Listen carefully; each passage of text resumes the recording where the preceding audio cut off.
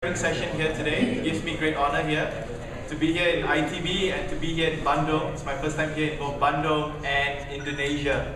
I'd like to really thank you for your warm hospitality to all my Indonesian. I'd like to thank all of you for hosting us here today, especially the Techno Entrepreneurs Club and CEN, and also to my Malaysian comrades as well. You know, all the artists, creative industry people, Cream, and also K from students in pre-enterprise. Now, I usually do presentations where I present you with a slide, but what I'm going to present to you guys, because you guys are the first people I'm speaking to in Indonesia ever, because it's my first time here, is to really talk from my heart and talk from my personal experience to all of you. So I'm armed only with a simple blue book where I've written down points to share with you about my personal experience growing up as a youth and actually going through the journeys which I've actually embarked on.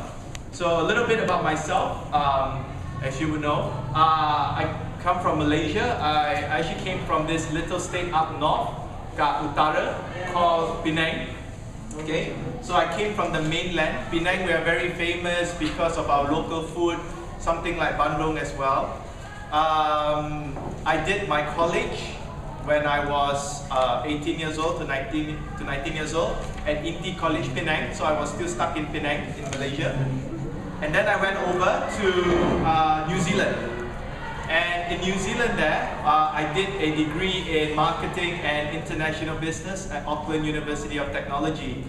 And after New Zealand, I came back in the year 2008, December 2008, and I started my 5 months internship in a media, a branding and a public relations company before venturing out to start, or at least try to start my own business. So the business that I was involved in last year, in 2009, was in the project management and the consultancy business. But we work with a lot of youths in Malaysia, just like yourself in universities. We consult mostly companies, but well, we were blessed because most of our clients last year were government agencies that have actually given us projects to work on that can help Malaysian youths. But hopefully whatever I share with you today is relevant, because as far as we have helped Malaysian youths, it's my personal ambition and my personal interest right now to want to help you guys who are here today in Indonesia listening to my speech. Now today I'm going to talk about leadership and what I feel leadership is all about for youths, catered especially for all of you still in university, those fresh out of university and those who are still young at heart. 30 years and below, 30 years, a little bit. So I'm going to go on with my blue book right here. I'm going to tell you a little bit about what I find leadership is all about. Now, curriculum and academic.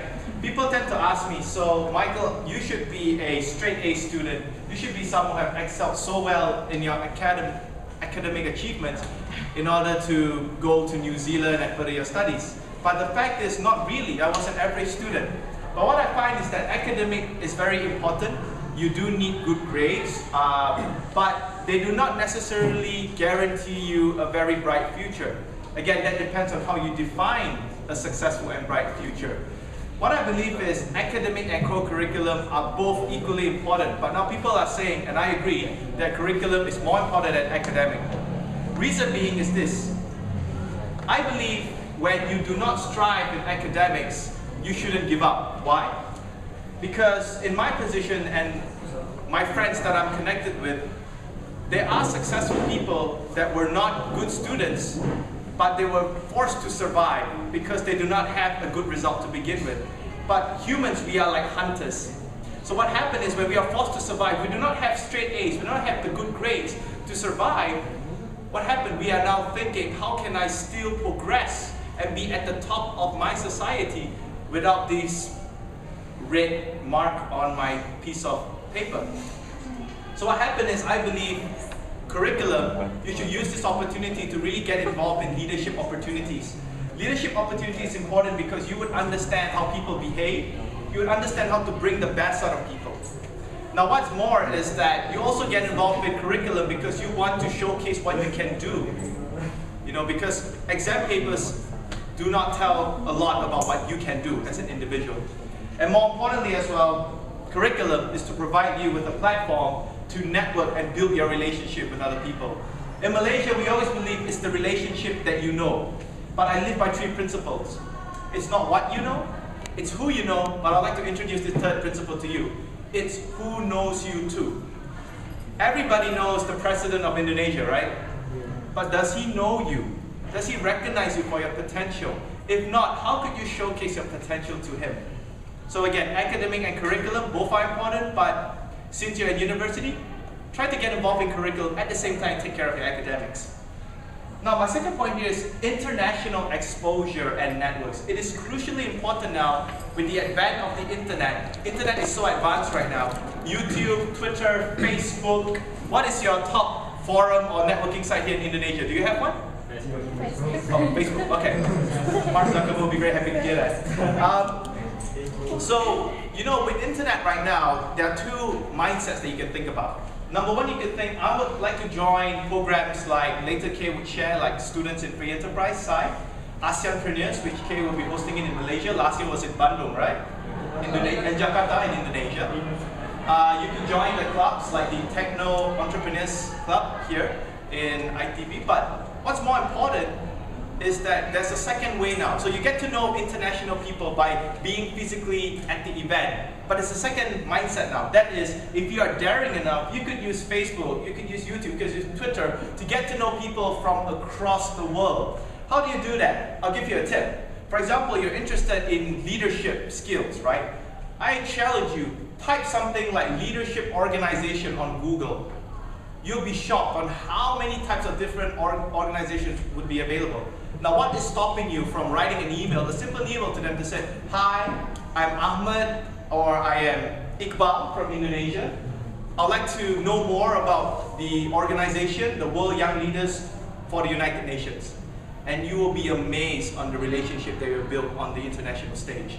What more, you can go onto Facebook, type that on the Facebook search engine, join a group, contact the group webmaster. Believe me, that is how you build your international exposure, and you can do that as a university student right now. Now, my 3rd point is to become an influential leader. I believe you need to have an experience representing either a community, a cause, or your country. The spirit of patriotism is very important here. If all of you have the opportunity to go abroad on behalf of ITB to actually venture your studies abroad, always make sure that you remember your grassroots, Indonesia. Represent your country well. Think about me at an international conference speaking to youth from 192 countries, and how can you showcase what Indonesia has done? What can you showcase what Indonesian youths have done? Because in order to be a leader, I believe you need to represent not your personal selfish reasons, but the collective reason of your community, your friends, a cause or a theme that you believe in, or your country, and showcase that well. So explore the opportunities, get involved in conferences and competitions.